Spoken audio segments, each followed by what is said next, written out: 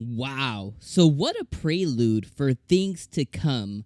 It's episodes like this of My Hero Academia that I love so much because it was extremely visible, all of the different building blocks that they were beginning to put down for all the different things that are to come.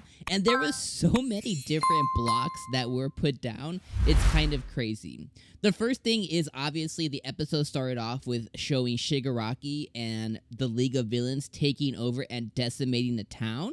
And yo, our boy Shigaraki looks ripped. I mean, he looks ripped to the 11s and 9s. He grew his hair out. He looks muscly. He looks like he's about to take over the world, which, that's pretty much the goal for him, right? But I love how they're showing us a version of Shigaraki that isn't in the now, but that's a little bit later because we know that the next arc of My Hero Academia is the My Villain Academia version of this. So we know that the villain arc is next. And oh my god, my body has been ready for the villain arc since forever. If you guys didn't know, my favorite character in My Hero Academia is Himiko Toga, and I am more than ready for an episode to 2 episodes that is just completely my girl, so I am ready for it. So I cannot wait for that next arc to come. But I love how the episode just, boom, it started off with a banger. Like, it started off with this, just like this huge plot. It's like, this thing is coming and it's so big deal. And it's caused ripples throughout the school.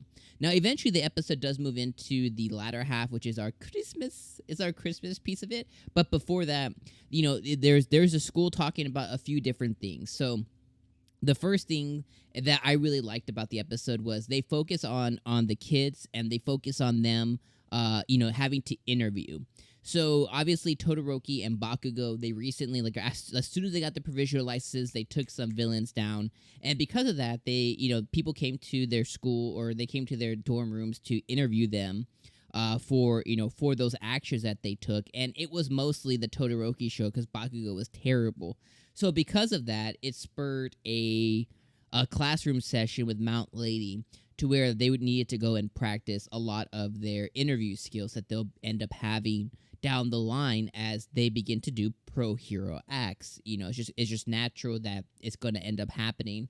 And because the state of the world, it's a necessity for them to have this skill in their back pocket. So I liked that part of the episode. I like seeing Todoroki, show his stuff and Mount Lady telling him to smile. I loved seeing the most nervous Deku in the entire world. Even Kaminari was like, yo, did he practice my hardening ability? Because he was just like, I'm Deku. And it was really awesome to see that. I thought that was really funny. I thought that was a really cool part of the episode. As we moved on, obviously the principal of UA High got all the teachers together, and he let them know, hey, the sessions to where the class or all the students need to go do their work studies, it's coming back. This is coming straight from the government. This is coming straight from the commission board that controls all hero activities.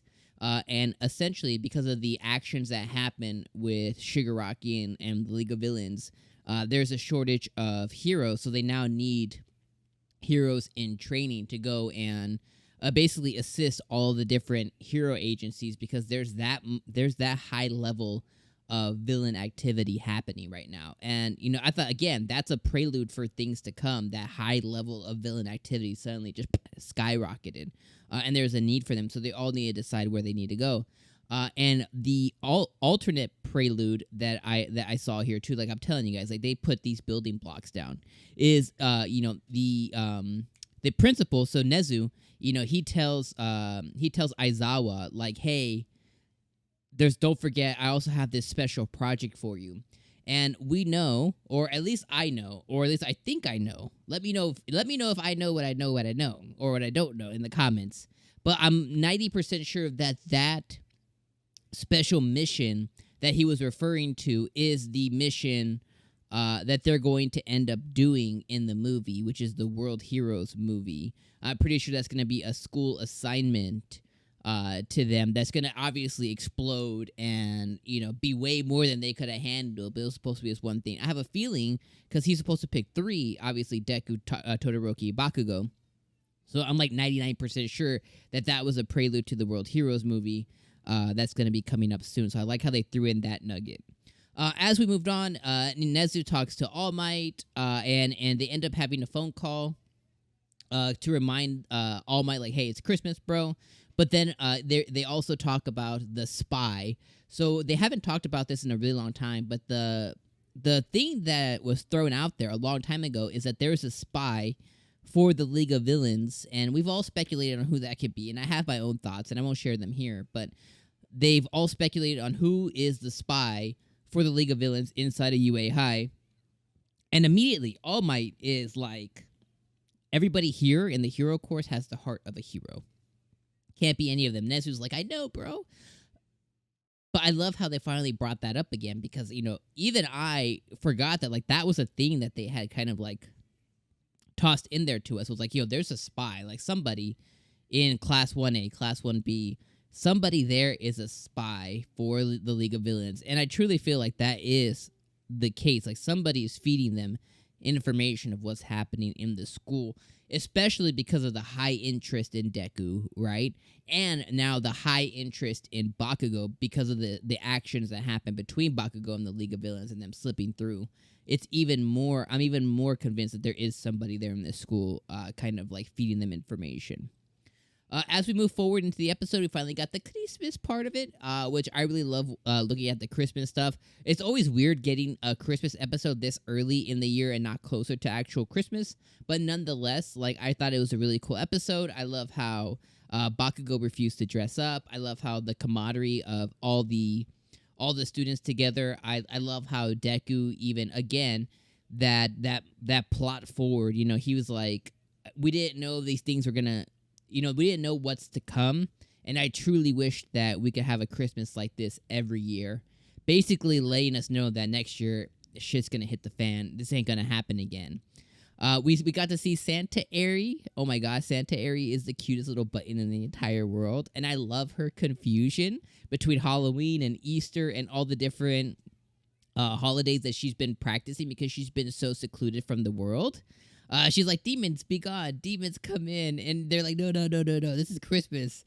And I love that they included Arie into there. They noted that Arie's horn was getting bigger, you know, which we know there's going to be certain events that come with Arie, I'm assuming, in the future, especially because of her powers are going to be so significant to the heroes in the future.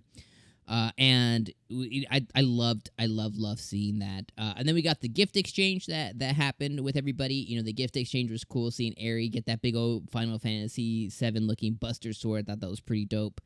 And then we finally got the end of the episode and the preview for next episode, which is all about the students deciding where they're going to do their work studies, you know, and Todoroki finally comes out.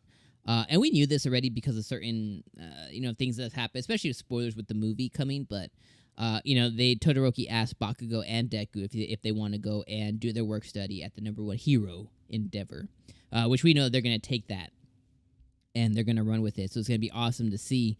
And then we got the preview for next episode, which is them being introduced to, you know, to Endeavor.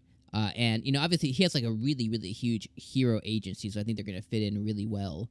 And it's going to be very interesting to see kind of what they end up learning, what they end up pulling out, and kind of like the foreshadowing that ends up having. I think it's going to be really important for them to learn from a hero that's a drastic opposite of even Night Eye, you know, even Best Genius, you know, the way Endeavor looks at the world is changing, but it's drastically different than a lot of other heroes. So I think it's going to be really good for them. Overall, I mean, I love this episode. I thought this episode was really good for me. You know, even though it was nothing like truly happened, because I can literally like visually see them, you know, setting up the building blocks for what's to come. I'm hype, and I love the cuteness level. I love the comedy level of this anime, and I love you know, kind of seeing all the things that are coming. Like even with Deku, you know, controlling his power, shooting like a little Black Shadow P shot. You know, he devastates the whole class. Like, yo, what the F was that? He's like, little pew, pew, pew, pew. And he's excited about it. I thought this episode was so dope. Put down in the comments, guys, what you guys thought about this episode of My Hero Academia. Episode 101. I cannot believe it. Let me know what you guys thought about this episode down in the comments below. As always, guys, plus ultra. And check out these videos over here. All right, we'll see you guys next week. Peace out.